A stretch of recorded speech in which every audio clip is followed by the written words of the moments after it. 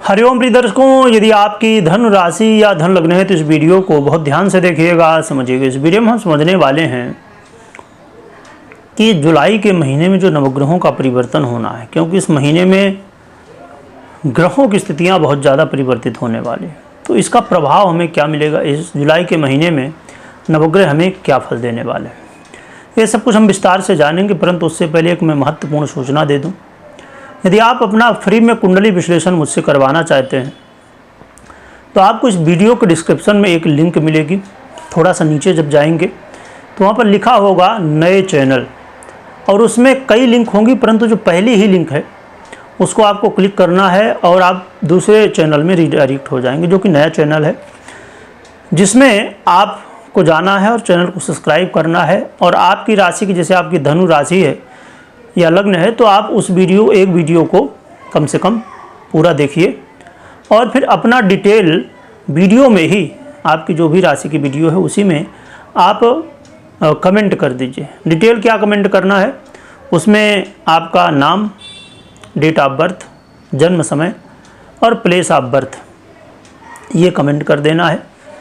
और या तो आपको लिंक नहीं मिल पा रही है या नहीं समझ पा रहे हैं तो आप YouTube में डायरेक्ट सर्च कर सकते हैं। जो फेसबुक में भी देख रहे होंगे उनको भी लिंक नहीं मिल पा रही होगी, क्योंकि फेसबुक में अलाउड नहीं होता लिंक।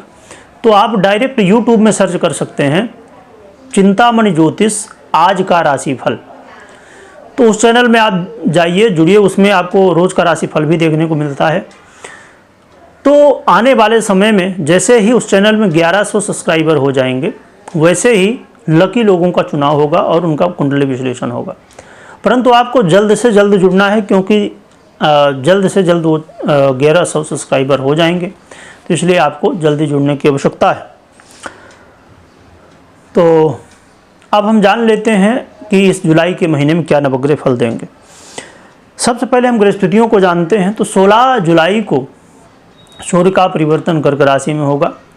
चंद्रमा की बात करें तो ये तो परिवर्तन करते रहते हैं सवा 2 दिन में। मंगल का परिवर्तन 28 जुलाई को होने वाला है, जो कि कन्या राशि में होगा। और बुध की बात करें तो बुध का 18 को परिवर्तन होगा। बुध 18 तारीख को वक्री भी होंगे और अस्त भी होंगे।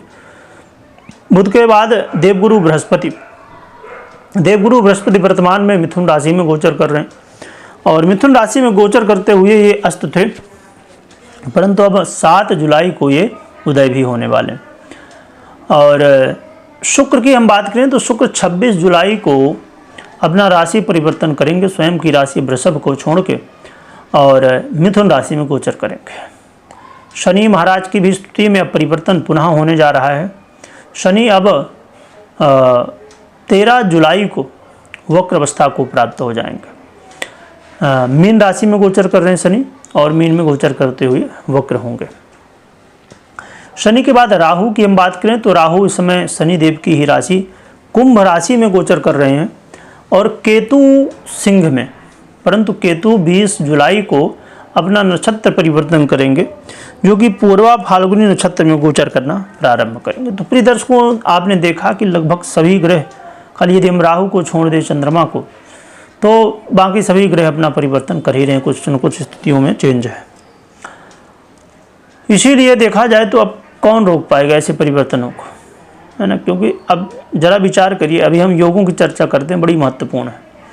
एक तो बुधादित्य योग जो आप अक्सर सुनते रहते होंगे, दूसरा एक योग बनेगा शुक्र और गुरु का, जो कि गुरु घंटाल योग होगा। एक योग बनने वाला, इसे बहुत ध्यान से सुनिएगा, ये योग है शनि और मंगल का। जैसे ही मंगल आ जाएंगे 28 तारीख को कन्या में, वैसे ही सम सप्तक योग बन जाएगा। कौन सा? सम सप्तक योग शनि और मंगल का।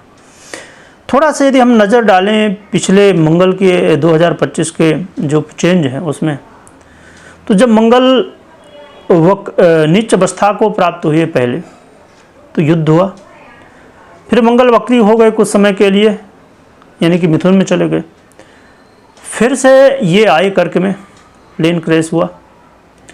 अब मंगल पुनः शनि के साथ समसप्तक योग में जाने वाले हैं। इसका मतलब बिल्कुल भी ये नहीं कि आपको डरने की आवश्यकता है, भयभीत होने की आवश्यकता बिल्कुल भी नहीं। ग्रह हैं, उनका परिवर्तन होता ही है, परंतु कई बार कुछ परिवर्तन ऐसे होते हैं जो संपूर्ण मानव जाति पर अपना प्रभाव डालते हैं। हमने चर्चा की थी पहले भी, मंगल की भी, शनि की भी। अब आने वाले समय में जल्द ही मंगल की हम चर्चा पुनः करेंगे, क्योंकि मंगल अब पुनः परिवर्तन करने वाले हैं, तो उसमें विस्तार से चर्चा करेंगे। आइए संक्षेप में जान लेते हैं कि ये महीना, जुलाई का महीना हमारे लिए कैसा रहने वाला है। तो स्वास्थ्य के दृष्टिकोण से देखा जाए तो ठीक ठाक स्थिति है, कोई बहुत ज़्यादा विशेष चिंता की आवश्यकता नहीं है, स्वास्थ्य बेहतर रहेगा। और जो विद्यार्थी हैं, स्टूडेंट हैं, उनके लिए भी स्थितियाँ बहुत चिंताजनक नहीं हैं, परंतु हाँ, थोड़ा सा ऐसा महसूस हो सकता है इस महीने कि आपको भटकाव वाली स्थितियाँ कई बार थोड़ा देखने को मिल सकती हैं। तो आपको अपने मन को स्थिर रखना है, ध्यान इत्यादि करते रहना है। सबसे ज़्यादा ज़रूरी है जो लव पार्टनर है, लव पार्टनर के लिए ज़रूरी है कि भैया अपने लव लाइफ में 100% एक दूसरे के प्रति समर्पित रहिए। यदि ऐसा नहीं करेंगे तो मुश्किलें खड़ी होंगी। मुश्किलें वो कि भैया पता चला कि आप देखिए क्या है, आज का समय बड़ा विचित्र है। आप कई बार सही कदम भी उठाते हैं पर वो भी गलत हो जाता है। तो इसीलिए आज के समय में कहते हैं ना कि फूंक फूंक के कदम रखो। अभी अब देखिए कितने सारे उदाहरण मिलते हैं। कोई ड्रम में किसी को ले जाके सीताराम कर दे रहा है, कोई किसी को पहाड़ में ले जा रहा है, कोई कहीं ले जा रहा है। तो आज का समय बड़ा मुश्किल है। इसलिए मैं एक बार कोई न्यूज़ देख रहा था, कई सारी ऐसी स्टडी आई कि आज के समय में लोग विवाह नहीं करना चाहते।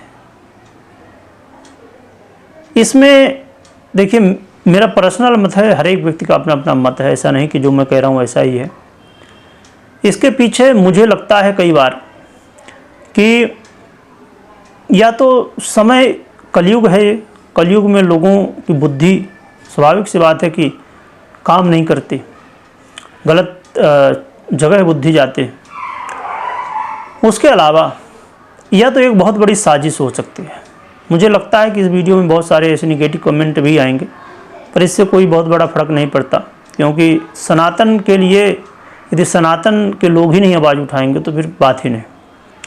मुझे इसमें एक और भी एंगल दिखता है। कुछ जो सनातन विरोधी हैं वो हो सकता है कि ये प्लानिंग कर रहे हों कि ऐसा डराया जाए लोगों को जो सनातनी हैं।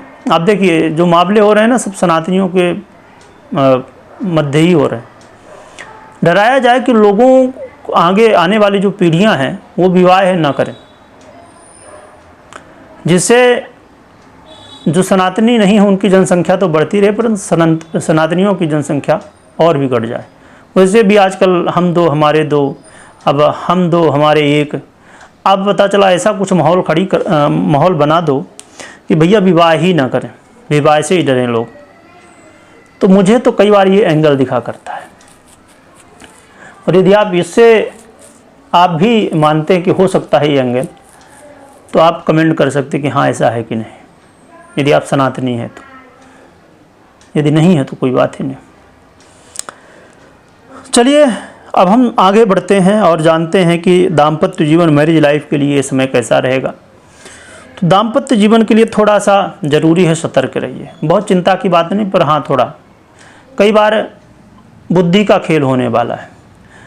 कई बार यहाँ पर थोड़ा सा आपस में थोड़ा बहुत वाद विवाद हो सकता है। तो बहुत चिंता की बात नहीं, पर हाँ थोड़ा अपने वाणी को संयमित रखना। वाणी को यदि संयमित नहीं रखेंगे तो मुश्किलें खड़ी होंगी। तो वाणी को संयमित रखिए तो चीज़ें ठीक है।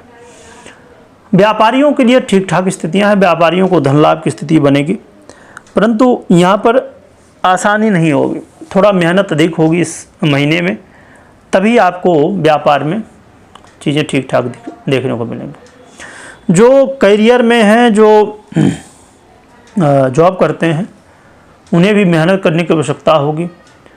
और देखिए कई बार ऐसा होता है ना कि मौन रहिए तो ज़्यादा बढ़िया है। कोई चीज़ लगता है कि यहाँ पर बोलें ना बोलें, ऐसा कुछ है ना, तो देखिए भगवान ने 2 कान दिए हैं, 1 मुंह दिया, इसीलिए कि भैया सुनो ज़्यादा और बोलो कम। तो इस महीने बहुत ज़रूरी है कि आप बोलिए कम, अपने काम में फोकस करिए, कौन क्या बोल रहा सुनते रहिए, इधर से और इधर से निकालते रहिए, सबसे बढ़िया रास्ता है। तो ठीक ठाक रहेगा। तो ये कुछ प्रभाव रहने वाला इस जुलाई के महीने में हमने संक्षेप में समझा। रही बात कि उपाय क्या करें जिससे हमारे जीवन में बहुत अच्छे परिणाम मिले, तो इसमें एक ही कहूँगा कि आप भगवान गणपति की आराधना करिए और गौ माता की भी सेवा करिए, तो ये आपके लिए बहुत अच्छा है। और वैसे भी हर सनातनी को गौ माता की सेवा और गौ माता के संरक्षण के लिए कार्य करना चाहिए, क्योंकि बहुत सारी ऐसी न्यूज़ देखने को मिलती हैं कि बड़ा विचित्र होता है दृश्य। तो इसके पीछे रीज़न ये है कि सनातनी ही हैं, क्योंकि भैया यदि सनातनी, मैं कहता हूँ कि चलो ठीक है आप क्या क्या रख लेते हो पर गऊ नहीं रखते हो, गऊ रख लो। और हर एक सनातनी को आज के समय में मैं कहता हूँ कि आज के समय में बहुत सारी ऐसी बिल्डिंग बनती हैं, बड़े बड़े टावर बनते हैं जहाँ पर खाली हिंदू अलाउड होते हैं। तो ऐसी स्थिति में हिंदुओं को ये कोशिश करना चाहिए, जैसे अब मान लीजिए आपकी सोसाइटी बनी हुई है या नई बनने वाली, उसमें थोड़ा एक ऐसा सिस्टम बनाया जाए कि जहाँ पर और दुनिया भर की चीज़ें होती हैं, गार्डन सार्डन हैं, नहाने का, स्विमिंग पूल वगैरह, जो भी बहुत सारी चीज़ें होती हैं, तो उसमें एक कहीं जगह रखी जाए और जहाँ पर गौशाला बनाया जाए। और जितने फ्लैट हैं उसके अंदाज में जो लोग सपोर्ट इसमें करें, सभी लोग के नाम से एक एक गौ रखने के लिए वहाँ पर बढ़िया गौशाला बना दी जाए। ज़्यादा क्या करना, साइड में जो बाउंड्री है उसमें बना दीजिए। बहुत बड़ी जगह होती है आजकल जो बड़े बड़े बिल्डिंग बनते हैं, तो उसमें मैं कहता हूँ चलो सबके लिए नहीं तो जितनी बन जाए गौशाला उतना बढ़िया है। सब लोग बढ़िया दर्शन करें, सेवा करें। हाँ, गौ माता का दूध होगा, उससे घी होगा, सब लोग बढ़िया फ्री में खाएंगे। बस गौ माता की सेवा करना है और कुछ नहीं, सब लोग थोड़ा थोड़ा सहयोग कर देंगे। तो ये विचार भी आप लोग यदि कोशिश करें ना तो संभव है।